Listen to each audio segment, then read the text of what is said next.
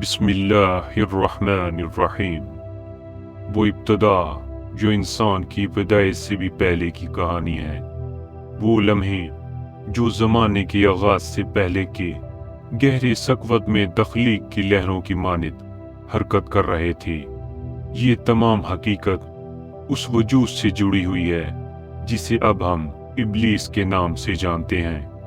लेकिन इब्लीस हमेशा से इब्लीस न था। वो एक जिन था, मगर ऐसा जिन जिसकी इबादत ने फरिश्तों और नूरानी मखलूकात के दरमियान उसका मकाम बुलंद कर दिया। वो आग के लिपटों से पैदा किया गया था, एक ऐसी मखलूक जिसमें जज्बात भी थे, ख्वाहिशें भी, इरादे भी और आजमाइश की सलाहियत भी।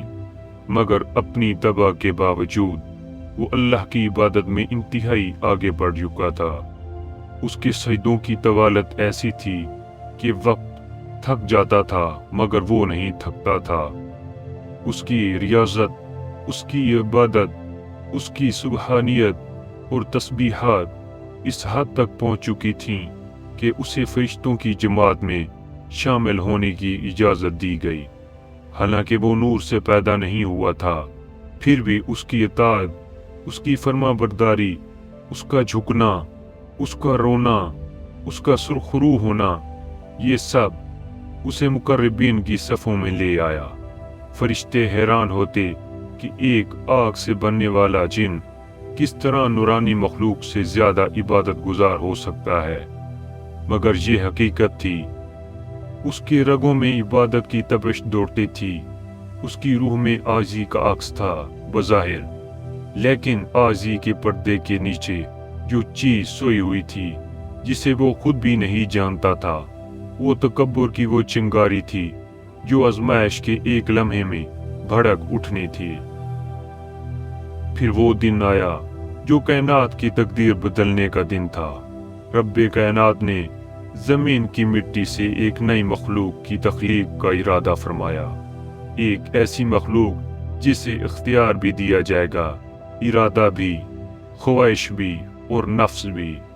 ये मखलूक फरिश्तों जैसी ना होगी कि जिसे सिर्फ इबादत की तौफीक हो, ना जिन्नों जैसी कि जिसमें ख्वाहिशें बेलगाम हों, बल्कि ये इन दोनों के बीच एक हैरत अंगेज तवाज़ुन रखने वाली मखलूक होगी, जो दुनिया में हिदायत के रास्ते पर भी चल सकती है और गुमराही के रास्ते पर भी। वो मट्टी जमा की गई, वो शक्ल बनाई गई, वो वजूद तख्लीक हुआ जिसे हम आदम कहते हैं।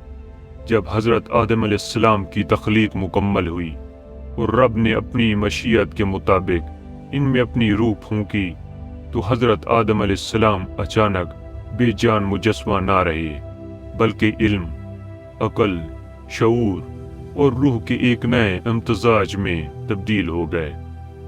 तब अल्लाह ने फरिश्तों और मौजूद तमाम मखलूकात को हुक्म दिया कि आदम को सजदा करो।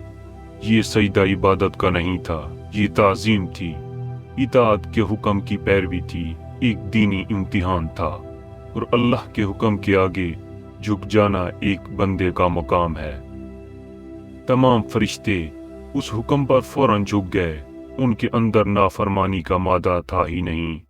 वो नूर से बने थे और नूर कभी हुक्म की सरकशी नहीं करता। मगर इब्लीस जो फरिश्तों की सफ में खड़ा था, वो आग से था और आग के अंदर जज्बात भी होते हैं, तकब्बुर भी, जोश भी, ख्वाहिश भी और मुकाबला भी। जैसे ही हुक्म आया, उस चिंगारी ने जो सदियों तक खामोश रही थी फौरन भड़क उठी। उसने सजदा ना किया, बल्कि गुरूर की आग में लिपट कर खड़ा रहा। उसने अपने दिल में सोचा कि वो आदम से बेहतर है। वो आग से बना है जो रोशनी देती है, जो हरकत करती है, जो ताकत रखती है, जबकि आदम मट्टी से बना है जो भारी है, साकित है, बेनूर है। इसी तकब्बुर ने उसे अंधा कर दिया। जब अल्लाह ने पूछा कि तूने सजदा क्यों नहीं किया, तो उसने साफ जवाब दिया, मैं इससे बेहतर हूं। तूने मुझे आग से बनाया और उसी मट्टी से। ये वो लम्हा था جس نے اس کی ہزاروں سال کی عبادتوں کا پردہ چاک کر دیا۔ اس کی حقیقت ظاہر ہو گئی۔ وہ عاجز نہیں تھا، وہ عبادت گزار تو تھا، مگر دل میں غرور دبا بیٹھا تھا، اور غرور انسان کو نہیں چھوڑتا، چاہے وہ جن ہو یا فرشتہ نہ صحیح، مگر ان کے رتبے کے پاس پہنچا ہوا ہو۔ اس نافرمانی کے بعد اسے اللہ کی بارگاہ سے نکال دیا گیا۔ وہ جو کبھی مقربوں میں سے تھا اب مردود و ملعون ٹھہرا۔ اسے کہا گیا کہ یہاں سے نکل جا، تو قابل نہیں رہا، اور تیرے اندر تکبر کی آگ نے تجھے اندھا کر دیا ہے۔ یہ وہ لمحہ تھا جب اس کی تمام عبادتیں، ساری ریاضتیں اور سارے سجدے، ساری دعائیں راکھ ہو گئیں۔ ایک نافرمانی، ایک لمحہ، ایک تکبر، ایک میں، اور وہ سب کچھ ختم ہو گیا۔ اسے جنت سے نکال دیا گیا، اسے رحمت سے دور کر دیا گیا، اسے اس مقام سے گرایا گیا جس پر پہنچنے کے لیے اس نے ہزاروں سال کی عبادت کی تھی۔ لیکن ابلیس یہاں بھی رکا نہیں۔ اس نے کہا، اے اللہ، مجھے قیامت کے دن تک کی مہلت دے، میں تیرے بندوں کو بہکاؤں گا، انہیں گمراہ کروں گا، انہیں سیدھے راستے سے ہٹاؤں گا، ان کے دلوں میں وسوسے ڈالوں گا، ان کی خواہشوں کو بڑھاؤں گا، انہیں دنیا میں ایسا الجھاؤں گا کہ وہ آخرت کو بھول جائیں گے۔ اور اللہ نے اسے یہ مہلت دے دی۔ اس مہلت کا مقصد سزا نہیں تھا، بلکہ انسان کا امتحان تھا کہ کون اللہ کا سچا بندہ بنتا ہے اور کون شیطان کے بہکاوے میں آتا ہے۔ ابلیس نے انسان کو بہکانے کے ہزاروں راستے اختیار کیے۔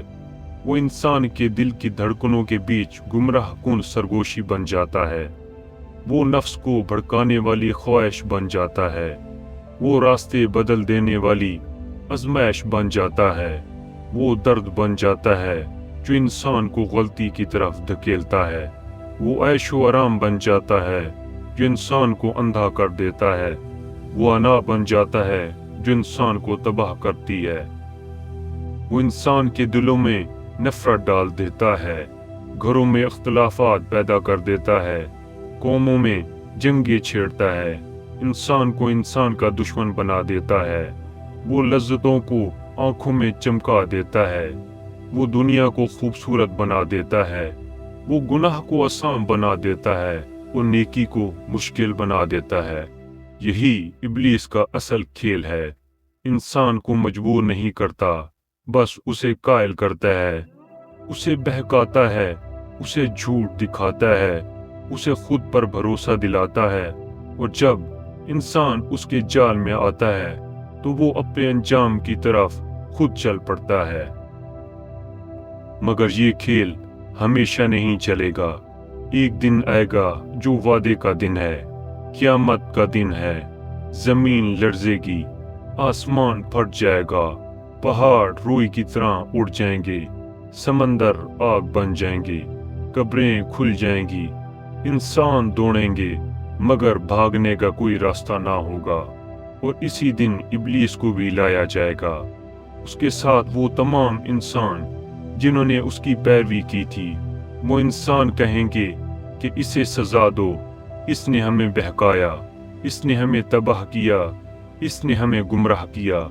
مگر ابلیس کہے گا، میں نے تمہیں صرف بلایا تھا، تم خود آئے تھے، میں تم پر زبردستی نہ کر سکا، تم نے میری آواز کو قبول کیا، تم نے اپنی خواہشوں کا ساتھ دیا، آج میں تمہاری کوئی مدد نہیں کر سکتا۔ پھر جہنم کا دروازہ کھلے گا، ایک آگ جو کبھی نہیں بجھے گی، ایک عذاب جو کبھی ختم نہیں ہوگا، ایک چیخ جو کبھی مدھم نہیں پڑے گی۔ اس آگ میں ابلیس بھی ڈالا جائے گا اور اس کے پیروکار بھی۔ یہ وہ انجام ہوگا جس سے وہ خود بھی ڈرتا ہے مگر رک نہ سکا۔ یہ اس کی سرکشی کا انجام ہے، ہمیشہ کی محرومی، ہمیشہ کی آگ، ہمیشہ کی لعنت اور ہمیشہ کا اندھیرا۔ یہ پوری کہانی آدم کی تخلیق سے شروع ہوئی، تکبر کی ایک چنگاری سے بھڑکی، نافرمانی کی ایک لمحے سے ٹوٹی، مہلت کے ایک وعدے میں تبدیل ہوئی، انسان کی آزمائش بن گئی، اور قیامت کے دن اپنے آخری انجام تک پہنچے گی۔ یہ ہمیں یہ سکھاتی ہے کہ عبادت کتنی ہی زیادہ ہو، اگر دل میں تکبر ہو تو سب کچھ ختم کر دیتی ہے۔